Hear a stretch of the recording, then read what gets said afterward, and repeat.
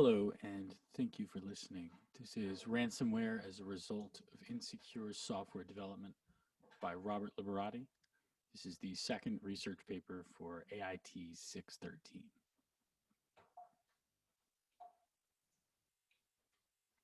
Introduction. Ransomware is a broadly defined convention of cyber attack. Ransomware typically consists of a malicious third party either blocking access to or threatening to publish the private data of an individual or organization. This malicious third party demands a ransom in exchange for returning data access or the promise that they will be left alone. There have been many thousands, if not millions, of ransomware attacks since the inception and common implementation of networked internet in private and public use. Many of these attacks have been successful, with a certain amount either unknown by the public or the affected party itself. Many of these attacks go on without notice because they just monitor information and gather data on a system. By understanding the principles of ransomware, examples of successful and unsuccessful implementation, and how to remediate its effects, users can become positive assets in secure software operation in a networked environment. What is ransomware? Ransomware is any malicious attack that locks or holds data until a ransom is paid. This can come in many forms and is frequently successful as it can paralyze an organization's day-to-day operation. Ransomware is malware that employs encryption to hold a victim's information at ransom. A user or organization's critical data is encrypted so that they cannot access files, databases, or applications. A ransom is then demanded to provide access. Ransomware is often designed to spread across a network and target database and file servers, and can thus quickly paralyze an entire organization. It is a growing threat, generating billions of dollars in payments to cyber criminals and inflicting significant damage and expenses for businesses and governmental organizations. Ransomware locks files through the process of encryption. This encryption can come in many forms, but typically creates a near infinite layer of password protection to ensure that users would never be able to guess their way through.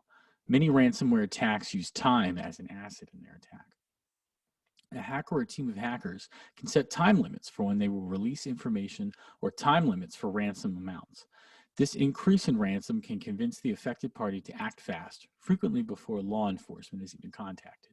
Another inconvenient aspect of ransomware is that users within an organization can be afraid of reporting the incident due to fear of punishment. They either try to ignore unsuspected activity or will take steps to cover their actions, like accidentally breaking their laptop or accidentally turning off the database without alerting proper individuals why. There are two major types of ransomwares, locker and crypto. Locker ransomware is an attack that locks a computer or system from performing basic functions until a ransom is paid. Crypto ransomware is an attack that directly compromises the data or information and releases it without ransom payment. In instances of locker ransom, computers and systems are typically shut down and the only functions that can still be used are for paying the ransom. An example of this can look like a computer that can no longer accept keyboard inputs or access any of its applications. The machine may still connect to the web, but none of its dedicated operations can take place until the ransom is paid. This is not the end of the world in most cases. The computer is inoperable, but there is good news. Locker malware doesn't usually target critical files. It generally just wants to lock you out. Complete destruction of your data is therefore unlikely. This is a better situation to be in than a crypto ransomware attack. In addition to a crypto attack causing massive capital to an organization, the improper storage of private information can lead to fines and damages brought to the organization by the governing authorities in its region. These fines can be so cumbersome that organizations can fold under the pressure of the financial stress.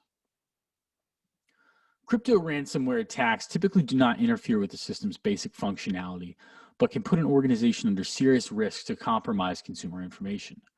By placing timers on a crypto attack, hackers can convince organizations they need to act fast and pay off the ransom. Crypto ransomware has become incredibly common as non-traceable currencies such as Bitcoin have risen in popularity. These currencies can be used and stored internationally without the government being able to track its transactions. Without serious regulation and international financial collaboration, it is unlikely that untraceable currencies like Bitcoin will become uninvolved in crypto ransomware attacks. Ransomware is incredibly common in the cyber world today, and the hackers are only getting smarter. The vast majority of ransomware attacks happen to the older half of the workforce, as there is a generational lack of computer proficiency, and executive level employees are rarely required to go through the same security training as base level and typically younger employees. These senior level employees that lack the proficiency needed to distinguish phishing traps in their mailbox are somewhat of a sweet spot for hackers. This population regularly deals with private information and can be unable to distinguish friend from foe when it comes to online communication. In recent years, there has been somewhat of an explosion in ransomware attacks. These attacks are happening all over the world and in our own backyard. Just in the last year, Baltimore County Public Schools was the victim of a debilitating ransomware attack that forced schools to close, teachers to receive late pay, and a serious restriction of online services. Through budgetary evidence, it was clear that Baltimore County Public Schools was not spending enough on cybersecurity. Project Baltimore looked at the Baltimore County Schools budget and found, since 2016, the amount of money Baltimore County Public Schools put towards the network support services has more than tripled from $6 million to $23 million currently. That works out to about 1% of the school's budget. Keep in mind, remote learning has increased the system's network needs. 1% of a budget is not nearly enough. Had the county spent more on cybersecurity, they may have avoided this situation altogether. There have been a lot of other popular ransom attacks in recent years using different methods of attack. These methods include Locky, WannaCry, and Bad Rabbit. Locky was popularized in 2016 and was spread through malicious downloads and email. Locky was an example of successful phishing. This method of spreading is called phishing and is a form of what is known as social engineering. Locky ransomware targets file types that are often used by designers, developers, engineers, and testers. Locky was able to use social engineering so that users would be infecting their own machines and systems. WannaCry was a hacking and ransomware tool that was created by the NSA, but released by a group known as Shadow Brokers. WannaCry was successful because of how simple it was to exploit vulnerabilities in outdated operating systems. The attack exposed the issue of outdated systems, because the hacker exploited an operating system vulnerability for which a patch had long existed at the time of the attack. The worldwide financial damage caused by WannaCry was approximately US $4 billion. WannaCry was so successful because of how poorly managed so many systems are. Bad Rabbit was popularized in 2017 by infecting websites that a user or groups of users frequent. Maybe an attacker cannot compromise company email, but it may be able to compromise back-end web-based operations such as controllers. By compromising a frequently used web page, attackers can perform a drive-by. For most drive-by attacks, all that is required is for a user to call up a page that has been compromised in this way. In this case, however, running an installer that contained disguised malware led to infection. This is called a malware dropper. Bad Rabbit asked the user to run a fake Adobe Flash installation, thereby infecting their computer with malware. Bad Rabbit attacks are so dangerous because IT and security teams cannot be alerted because nothing internal has been compromised until it is too late. The first form of remediation that many of the attacked consider is simply paying the attacker whatever they demand in exchange for the alleged safety of their information. The harsh reality many millions of ransomware victims face is that paying the attacker guarantees nothing. Paying the ransom does not guarantee the encrypted files will be released. It only guarantees that malicious actors receive the victim's money. This is an all too common outcome in which victims pay large sums of money of an untraceable currency just to have the attacks either not stop or get worse. In many cases, victims will pay increasing sums before they ever get law enforcement involved. Many malware victims are individuals or organizations who have a history of wrongdoing that are looking to cover up. In these situations, the affected party will take on a massive financial risk by paying off ransom seekers with no success. Every individual or organization under cyber attack, especially ransomware, should seek assistance from law enforcement. The Federal Bureau of Investigation handles cyber crimes in the United States and has dedicated teams and resources to prevent attacks like this from occurring. The FBI has systems in place to report these attacks either through your local FBI field office, online reports, and even anonymous tip lines. While in understanding the financial strain of stalled business, the FBI suggests to never pay ransom attackers. Paying ransom emboldens criminals to target other organizations and provides an alluring and lucrative enterprise to other criminals.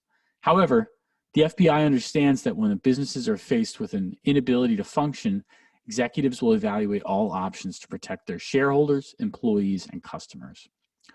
While it can be tempting for a business to pay a ransom with the hopes of returning the business to normal, it is more than likely that it will not be successful and the money will be wasted. Remediating a ransomware attack is not just a legal process. Some of the most efficient remediation can take place in digital restoration.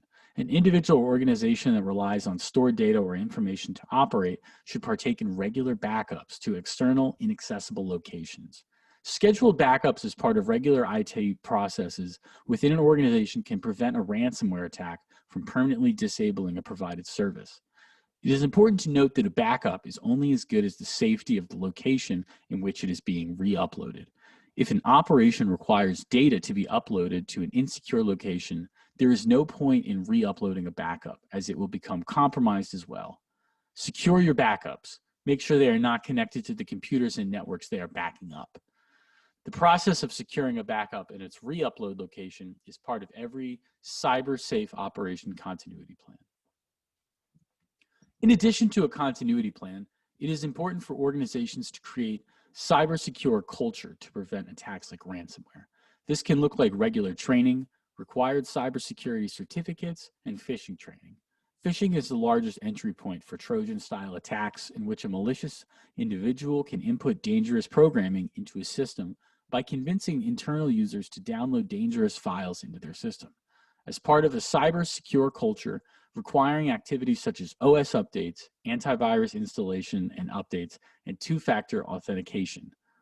Updates in an OS and antivirus can prevent newer styles attack from making it through by providing security patches.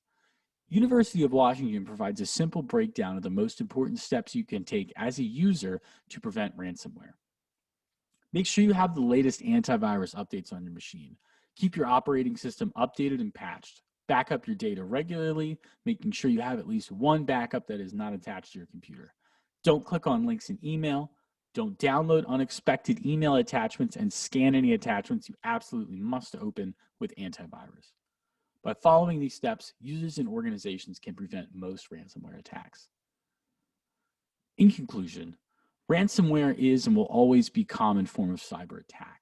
Ransomware attacks can be prevented by promoting a secure cyber culture that resonates at every level for users within an organization. Ransomware attacks can be mitigated by strong contingency plans planned in advance to continue operation in the event of a ransomware attack. An understanding of recent ransomware attacks can help to prevent them in the future. By understanding the principles of ransomware, examples of successful and unsuccessful implementation, and how to remediate its effects, users can become positive assets in secure software operation in a networked environment. Thank you.